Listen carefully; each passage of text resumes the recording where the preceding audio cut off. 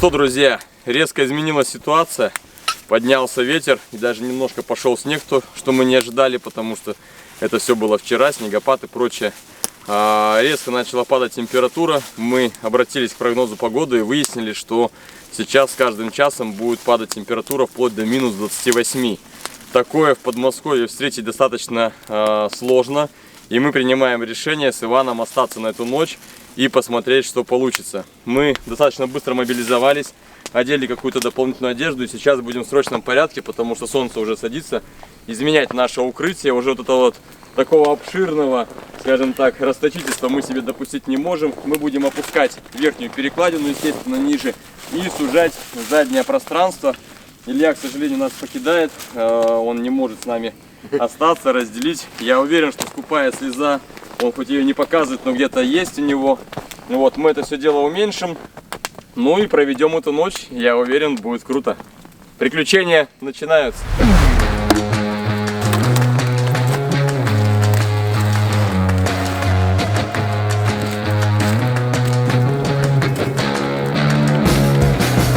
Так, мы убрали полностью наше жилище, очистили его от предметов быта, так сказать. Время ровно 2 часа. Начинаем перестроение укрытия.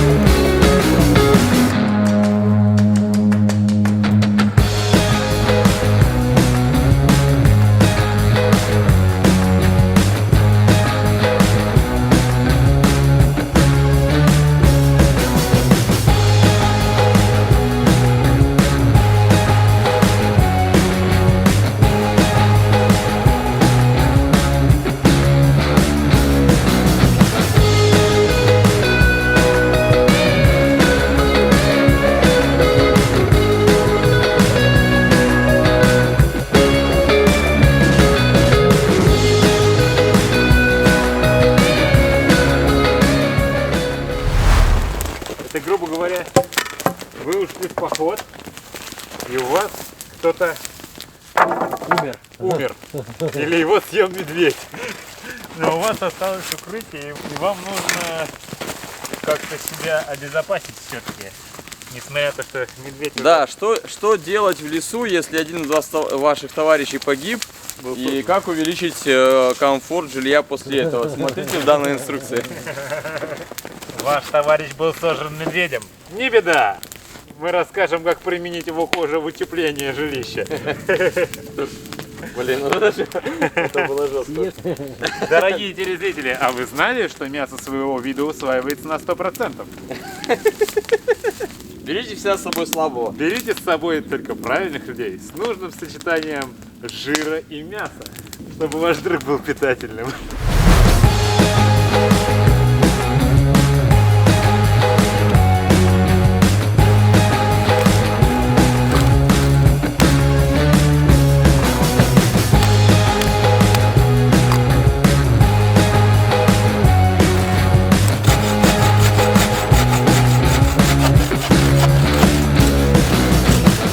На данном этапе процесса строительства у нас замерзла бензопила. Мы это только сейчас выяснили. Я очень надеюсь, что она отойдет, потому что иначе нам ночевать придется без этой помощницы. А это уже совершенно другая история. Давайте посмотрим, что получится дальше. Сможем ли мы ее завести. Интрига. Ну, это уже лучше, что-то уже проясняется. Только-только начал стартер работать, но он идет очень туго. Чувствуется, как его не хватает. Прям масса, как будто бы застыло все внутри.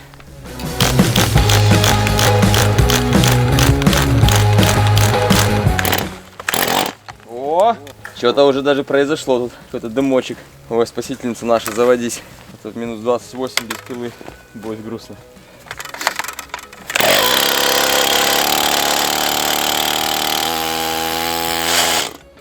Ты смотри-ка, ты бензопила, почти как русский автомобиль. Замерзла и на морозе не завелась. Вот тебе и сюрприз. Но очевидно, мне просто не хватает в этом вопросе опыта. Нужно будет понять, как правильно ночевать с бензопилой. В обнимку в ноги ее класть. В ноги там, да, к костру. Сейчас просто цепь слетела.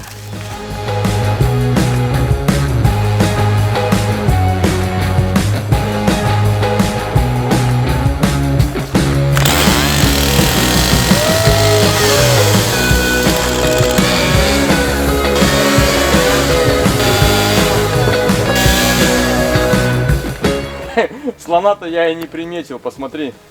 Это же плось. Ага. И здесь, и здесь. Свежие совсем. Они же даже не задертые. Все поднимается.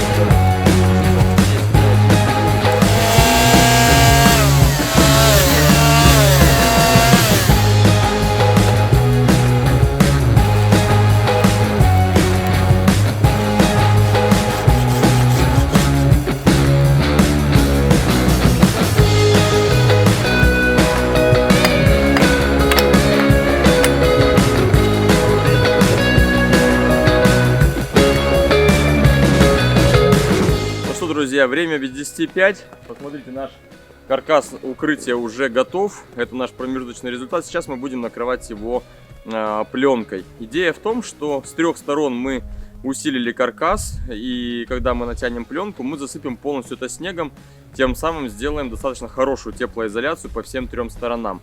Изнутри, также сверху и с боков у нас будут спасательные одеяла, которые будут отражать тепло, и тем самым я думаю, что мы достаточно хорошо перенесем сегодняшнюю ночь в минус 28.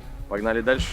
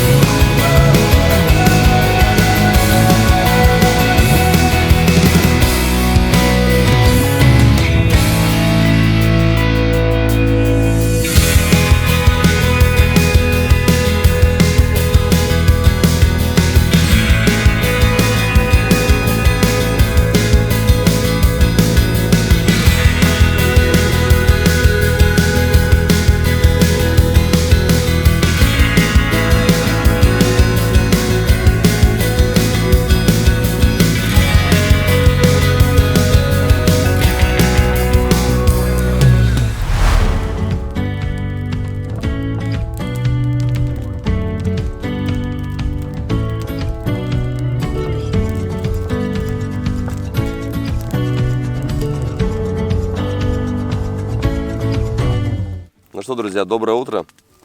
Прошла наша ночь. Как говорят в новостях, самая холодная ночь за зиму 2020-2021. Вот такое у нас изнутри укрытие. Прошло все прекрасно. Я вам сейчас покажу. Градусник у нас внутри плюс 15. Ну не плюс 15, где-то плюс 13 получается. Моментальный обогрев идет со стороны вот этих одеял. Ну, как бы, когда костер хорош. Эти жерди нам служат для просушки нашей одежды. Вот, в общем-то, достаточно тепло провели ночь. Здесь все зависит от костра. Как только, конечно же, костер заканчивается, сразу начинает уже быть холод. Вань, как тебе ночь? Шикарная ночка, теплая. Я проснулся один раз, когда меня звали менять бревна. Все. Да, мы проспали всю ночь на одной надье. Вот. Соответственно, как бы это дало нам возможности проспать полных, ну, около скольки она часов горела? Часов 6, наверное. Да, да. Вот. Мы достаточно толстые бревна спилили, поэтому 6 часов был полноценный сон. Сейчас уже 25 градусов мороза, вот, но в 7 утра было зафиксировано минус 28, как мы и ожидали.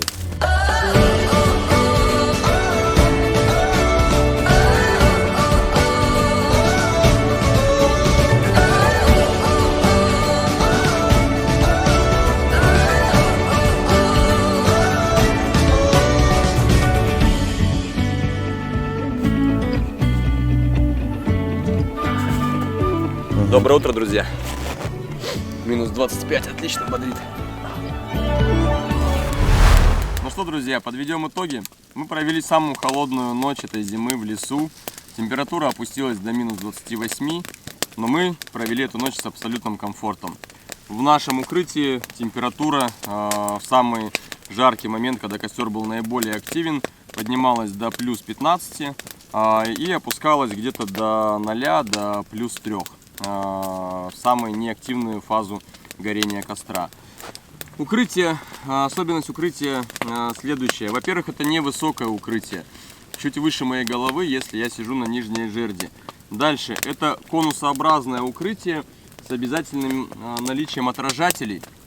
Они собирают тепло и как зеркала полностью обогревают нас со всех сторон. Вверх то же самое. Вверх также в отражателях и задняя стенка. Это первый важный нюанс. Второе, что важно понимать. Лежанка должна делаться в последнюю очередь. Мы вчера перестроили несколько раз это укрытие и пришли именно к такому выводу. Почему? Во-первых, нужно качественно полностью пройтись по каркасу одеялами спасательными, чтобы отражатели были до самого низа. Далее, когда мы жгли костер и пространство нагревалось до нашего сна, отогревалась земля. Конечно, многие скажут, что можно было развести костер на месте лежанки и потом построить укрытие. С одной стороны, да, но это не совсем так. Мы провозились с укрытием больше 4 часов, делали обвязку, делали каркас, чтобы обсыпать в дальнейшем укрытие снегом. И невозможно это делать, когда у тебя костер горит внутри. Если был бы больше запас времени, наверное, да. Дальше. С тем моментом, как костер обогревал пространство, снег оттаивал, и мы потихонечку его выгребали. Мы выгребли вчера отсюда, но если в таких небольших носилках считать, около 5 или 6 носилок снега со льдом.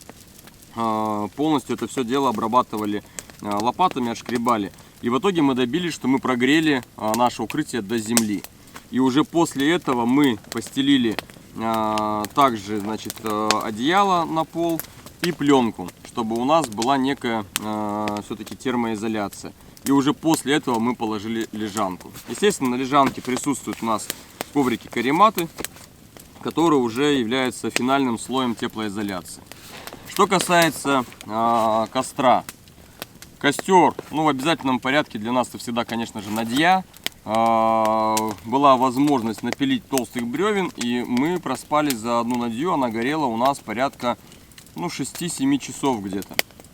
Напротив костра, напротив укрытия обязательно отражатель, также из спасательного одеяла. И даже когда температура опустилась у нас где-то до 22, пока мы работали, и стоит отойти от лагеря, и уже, уже подмерзали там, да, щеки, нос. Чувствовал как бы мороз на улице, холодный воздух. Но здесь, внутри нашего лагеря, хотя костер был еще не такой, не ночной, не очень сильный, уже была своя аура, и мы себя чувствовали здесь максимально комфортно в процессе нашей работы. Это основное. Конечно же, да, мы используем летние спальники на минус 20 вместо одеяла. Это дает небольшого комфорта, там, да, пару градусов, чтобы тепло от тебя тоже не отходило, защищало. Что важно понимать, что данная технология работает при любой температуре, и мы это проверили специально. Слава богу, удалось именно в самую холодную ночь оказаться в лесу, мы проверили эту технологию на минус 28. Что при плюс 5, что при 0, что при минус 10, что при минус 30. Данная технология работает и можно абсолютно с комфортом проводить ночь в лесу. Это наш основной вывод. Очень классно, что получилось провести этот эксперимент. И я с радостью делюсь им с вами.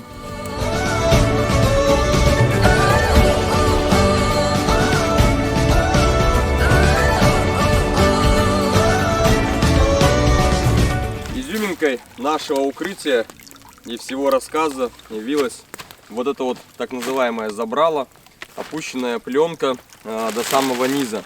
Инфракрасное излучение прекрасно проходит сквозь эту пленку, но самое главное, в первую очередь, не попадает никакой дым, абсолютный комфорт, как бы ни менялся ветер.